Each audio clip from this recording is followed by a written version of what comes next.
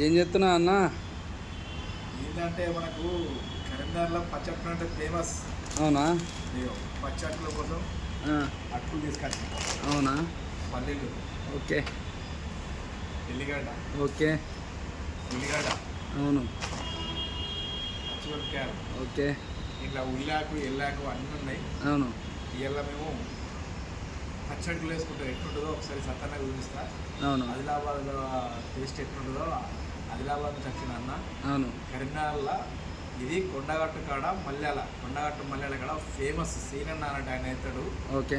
అక్కడ డ్యూటీ చేసినప్పుడు ఎంత అద్భుతంగా అంటే ఆ పచ్చట్లు అంటే అవును. మేము మధ్యాహ్నం కూడా భోజనానికి అవే వాడుకున్నాం. అవును. అలా 2-3 బజ్జీలు, ఒక మిరపకాయ బజ్జీ, అవును. ఒక కొన్ని అట్లు పెడితే ఆ, ఎంతో అమృతంగా ఉండు. అవును. 20 రూపాయలకే కడుపు నిండా పెట్టు. ఆ సీనన్న ఎక్కడున్నా కానీ మంచిగా ఉండాలి అందరికీ. అవును. అలాంటి వాళ్ళకి ఇంకా చాలామందికి ఇట్లాంటి అట్లు పెట్టాలని మనస్ఫూర్తిగా కోరుకుంటున్నా.